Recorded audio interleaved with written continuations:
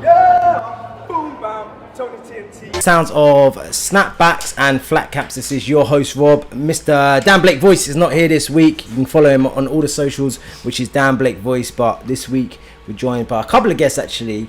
So we got two guests in the building. So I'm gonna let them introduce themselves about who they are and what they do. So boom, let's go right to left. Boom, bam. This left. That's like It's right. It's my right though, isn't it? My right. So your right. Yeah, my right. Yeah. Tony TNT. Boom, bam. Entertainer out here. Yeah. Explosive.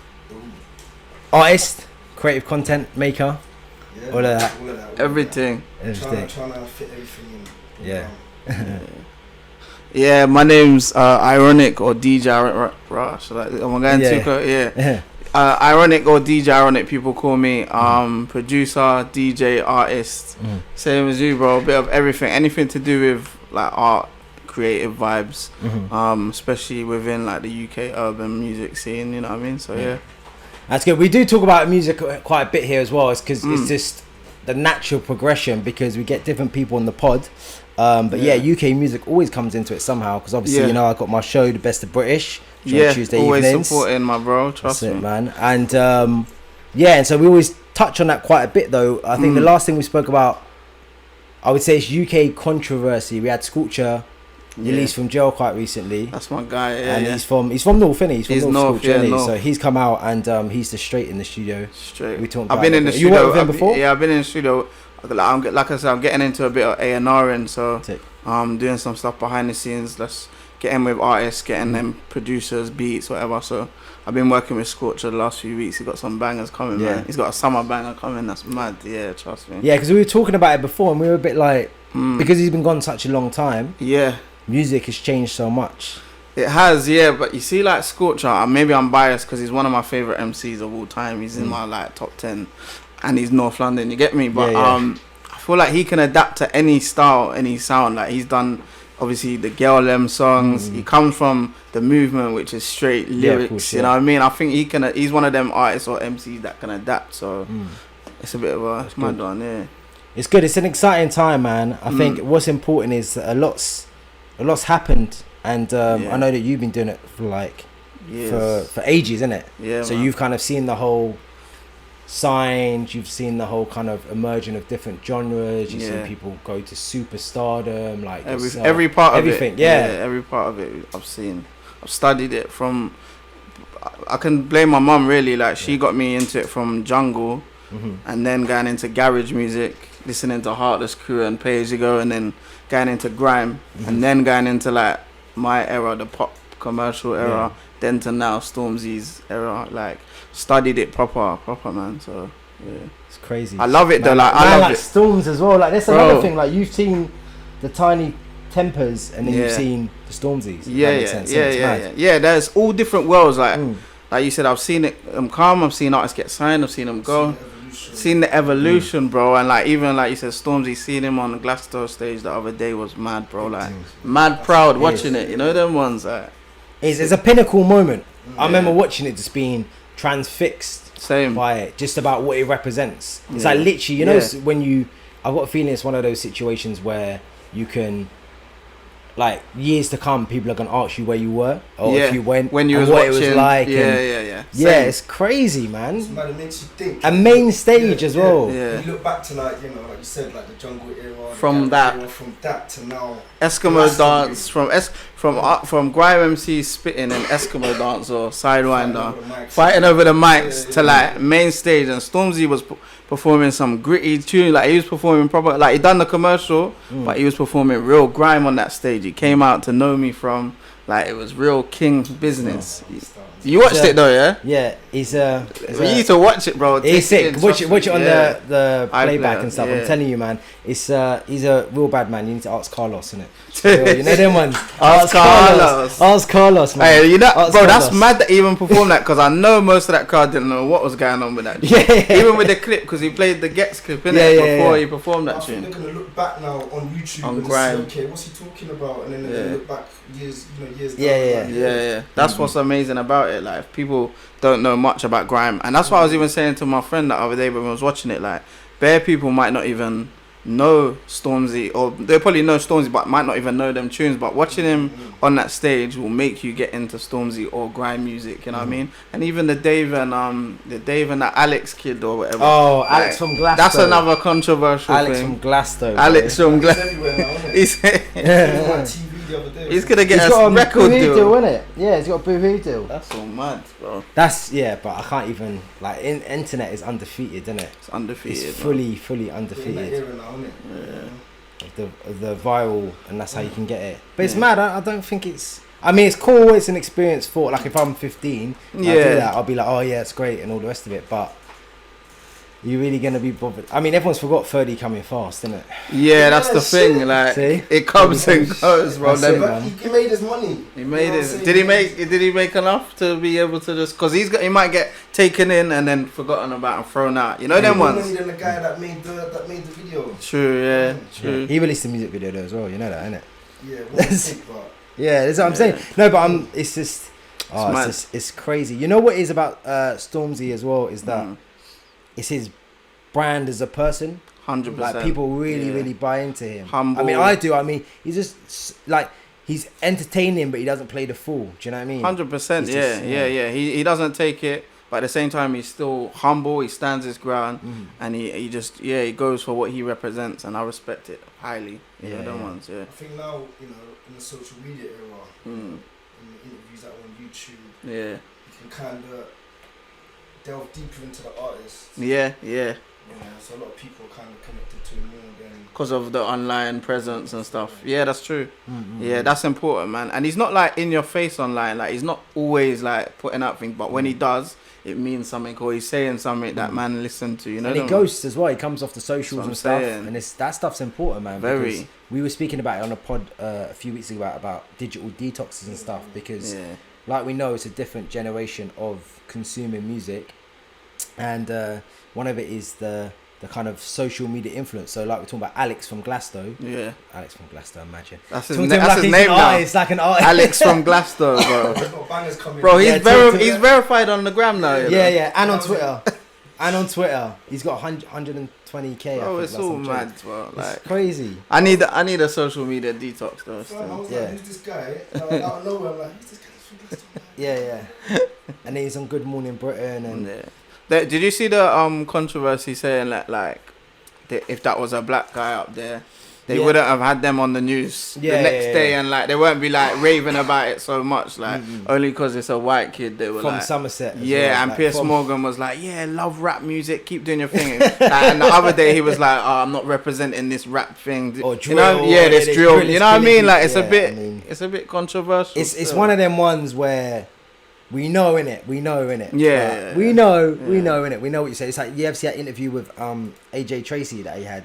I saw that on the news. Oh, bro. Yeah. The woman was asking him about gangs. And he's like, it's just me and my friends and we're shooting a video. We're not a gang. We're just Oh, you could tell he was screwing, bro. Yeah. Well, they just say some silly things, man. Yeah. So. Then tagging us. Have you ever had one of them interviews where they try and like?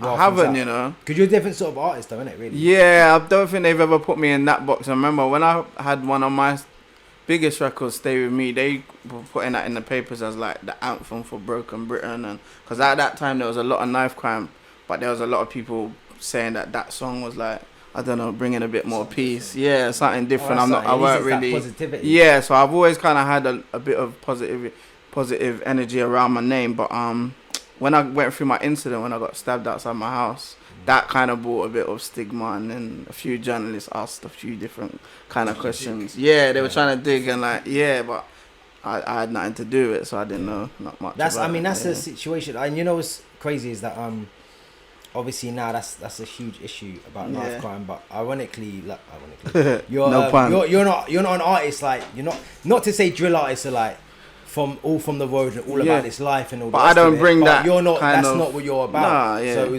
that's probably the biggest shock. Yeah. I just keep it 100% myself, man. That's all I've been able to do. Like, even when people ask me like, how come you make like bare girl songs? Like that was what I was about, innit? I was gallus. I was on the girls. You know, so I wanted to make songs for girls, and I've just always been myself, bro. So at that time it was a bit confusing, but yeah, man. And you know what's interesting is that you were going through a stage where like, you know what? Basically, it's like this, right? You know, there's like business relationships, family relationships, all of this now. Now, when you're in the music industry, there are authentic relationships, or are they none of them authentic? Are they just all like because are they for the gram before this was even for the gram? Because there's some which you're not kind of sure, because now everyone's my guy. I was just gonna say that everyone will see each other at a party and then post a picture my guy. And then not see each other for 2 years and then see each other again, my bro. You know the ones. But they're not posting like that when people are like not having a buzz, or they're not popping. That's like that, not that Khaled thing. You know that guy. You know what? I'm not gonna bait anyone up, but you know that guy. You know there's that guy in it, and he bare like, my guy, for photos of everyone. Who's that? What, American? No, he's an UK guy, right? I'm not gonna put him on. I'm not gonna put him on smoke. But there's a guy who he does a lot of that, and I just one day I want the guy who's in the photo, the other guy, to turn around and be like, "What are you talking about, bro? I just seen you outside Greg's. Like, what are you on about?" Like, I can imagine Giggs saying something like that. Like commenting on it. Bro, you're not my guy, bro. Giggs keeps it 100. Yeah, man. Well, how do you separate? Because I mean, you've like for you as well. I think you've seen when everyone's around you, when you're on top, innit? But when you're at the bottom, I feel like I've had 3 different moments. So like when I first came out, it was mad love. Like he's the biggest, whatever. Like popping mad, signed big deals, and then that's like the peak I've had. And then probably like 2012, I guess, after my incident, like things started going downhill because I stopped working for a bit and moved out of London for about a year, didn't contact no one, and then your name goes quiet, and then when I go back out, step out, it's like, raw, where is everyone? Like, you know who they did that to? It's Chip. Chip cut, so he's kind of felt exactly the same, and then now probably I'll say the last 4 years I've been back and active again and putting out records, and now I just get like love, but in a different way. It's more like OG, we respect you, like it's that kind of love, which I rate as well. But yes, I've seen the start, the mad love, then the middle, when I ain't really had nothing, and then again now it's back to showing a lot of love and appreciation. So mad experience, man. Yeah, it's mad for the brain. What? I don't know where that's coming from. It's a little bit wide. Yes, it's mad mentally, like going through that. Because especially the middle one, because you're like, raw, where's everyone gone? Like, I thought it was love. Like, I remember going to one party, I think it was like a mobile nomination party, and like maybe it was where I was at mentally, but I just felt like no one was rating me, bro. And this was after I've had bare top 10s and everything, so it's like mentally I was just thinking, this is nuts. Like, was it all fake then? Like, you know, them ones, like the whole thing. Of course you're gonna think like that, because if it just becomes the norm, and now, hold on a second, people aren't giving me the time of day. For me now, and I think it's even worse now, because now artists come at such a quick pace, and there's new every day, and they're like, oh, this guy's hot. But that's why, like I say, like when I met Stormzy for the first time, or Dave, they actually show appreciation. Like, them man say, yo, I grew up on you, bro, I gotta tell you first. Like, and they show real love. So I kind of respect the new school that I've been coming out still, because it's just more of a respect level now, and I like it, man. And I do think a part of it was my own fault. Mentally, I probably weren't in the right space then. Even when I say I went into the Mobo party, I probably went in with the wrong energy anyway, because I just got stabbed. I didn't trust anyone. I just come from moving out of London.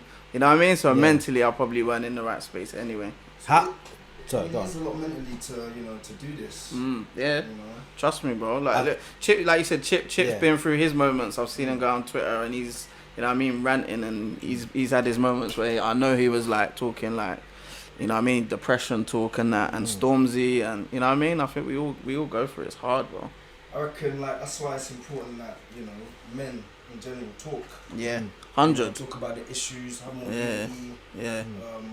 There's an event in particular called the Man Talk. I don't know if you heard about it. Nah. Terrell Lewis and others, and they get up and talk, and it's just men like just 200 something men just talking about their issues and letting it out, talking about career, finances, mental health, and then like people are getting up from the crowd, and then they're opening up. Yeah, like, that's sick. Empowering. Yeah. Where's that? Oh, I don't know. There was one a few months back, but I think they're going to do another one, and they have panelists.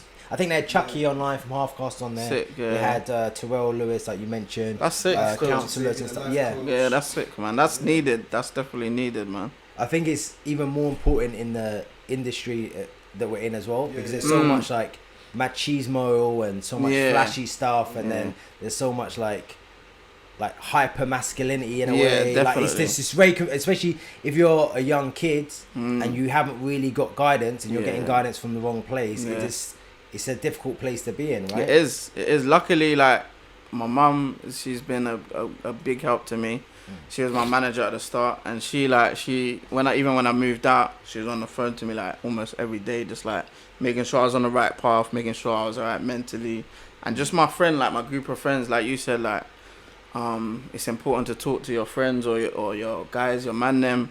Luckily, I've just been open with them, you know what I mean? So that kind of helped me a lot. So yeah, man, it's important.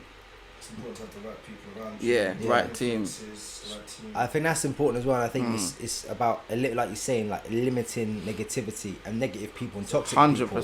Because you realise that that's half of the problem. Yeah. Because how are you going to get better, or how are you going to get mentally strong with that kind of mentality? Yeah. Yeah, and with those people around you are just, and especially now, like we're saying, all this my guy. We we laugh and joke about it and stuff as well, but then you just become so easily confused because people are supposed to be. You think, oh, this guy's my power, and the next thing you know, he's stabbing me in the back, and it's just and there's best. It's messy. It's easy to get caught up in the positivity when everyone's like, it is. It's like it makes it all a happy place, isn't it? Yeah. And then surprising when it's like, oh, someone might stab you in the back. Yeah. Or like. Yeah.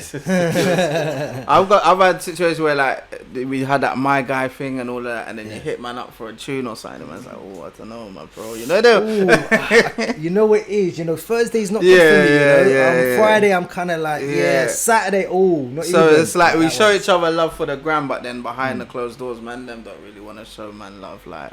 Well, it's worse now because people were doing it before the gram. People were doing it, right? Yeah. But now people are doing it on the gram, so it looks even worse. So it's going out to that big wide world.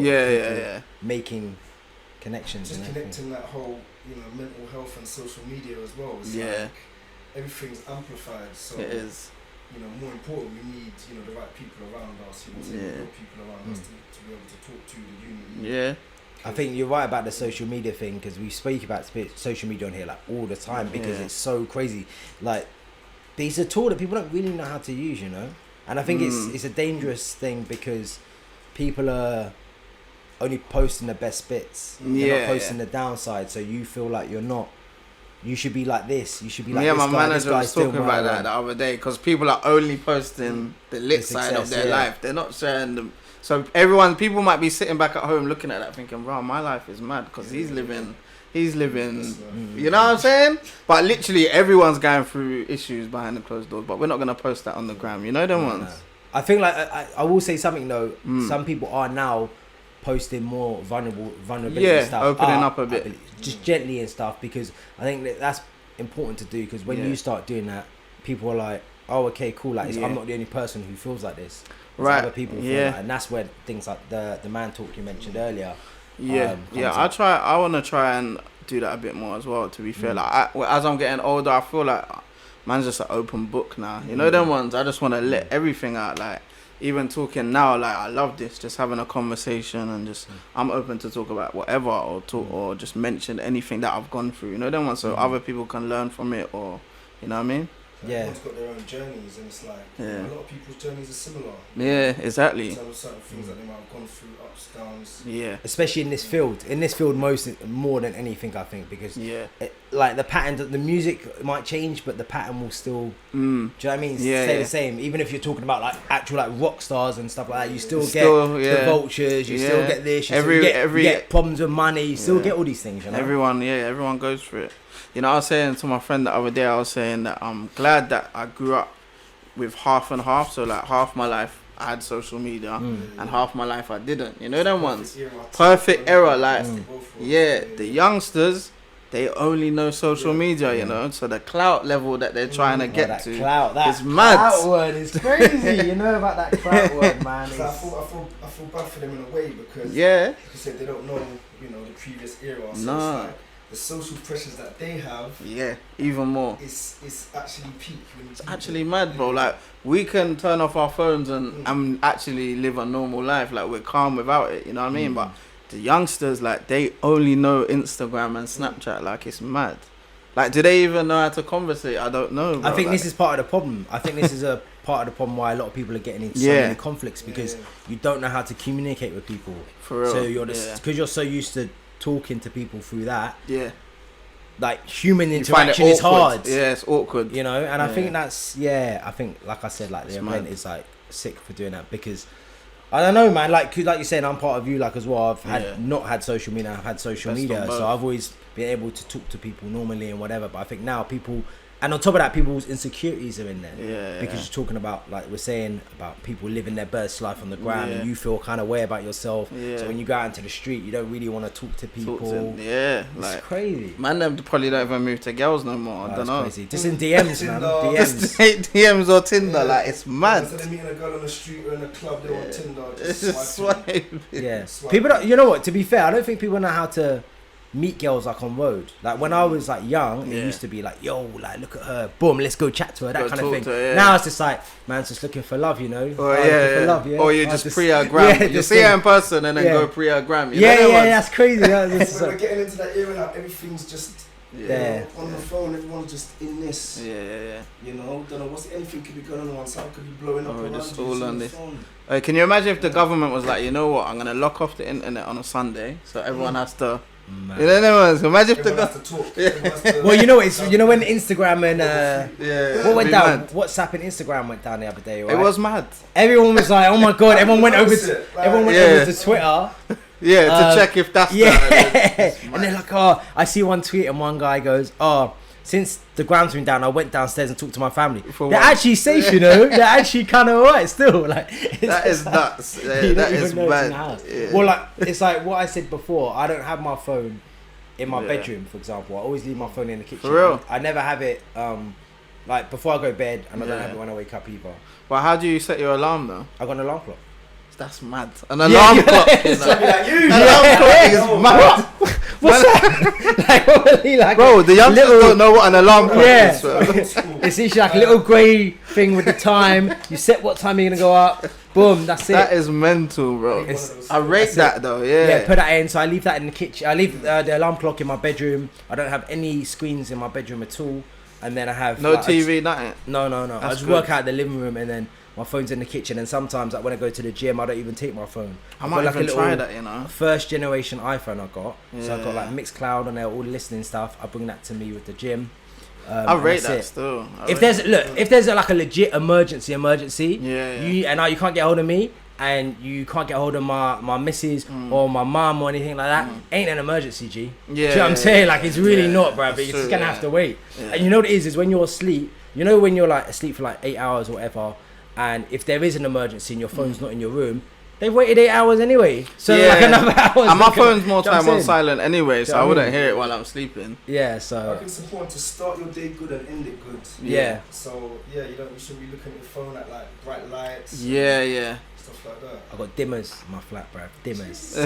You know, in it. Like, he's come round before, right? And I'm like, oh yeah, I'm gonna go to bed soon. And man's like dimming the lights, setting the tone, setting the alarm clock. You know, like, I still gotta go home. I'm there falling asleep. Do you know what I mean? Just but set the mood. Putting the eco thing on the telly so it dims and all that. Is that what you did? Yeah. Fam, your house inside is lit, fam. Man's got alarm clocks, dimmers, yo. Just relaxing, bruv. Relaxing. I'm gonna try that still. I've started off like I'll check my emails in the morning because that's important, and then that's it. I won't go on socials until at least like 11, 12. Yeah. Try. Big tasks out the way. Yeah.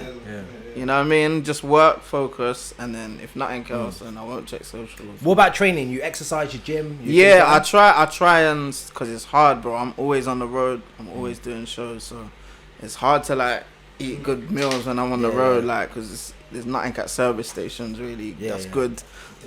Dead food, so boss man sandwiches. And it's party life, it's all mad. So we always I try like during the week I try jog every morning, and not just for health, just for mental mental health, just even ideas, like I think of things while I'm jogging, or you know what I mean, just quick half an hour. I try to do that every day. And I try to stay quite a bit healthy during the week, but then the weekend is just always lit, bro, because it's just parties after parties. Balance, it is all about balance. So and you know what it is as well. People on the gram will see the lit weekends, but not getting up early, running. But I try to post that all on my minds. Snap, like my jogging and that, and the views and that. Yeah, I try to do post a bit of that. That's working on self. Yeah, I remember I did post one a few weeks ago, of me jogging, and I was listening to Chip, so I added him, and then he even reposted and was like, "Raw, jogging, I need to get on that as well." So you know what I'm saying, motivation. Inspiring yeah, people. yeah, It's good, man. I'm trying.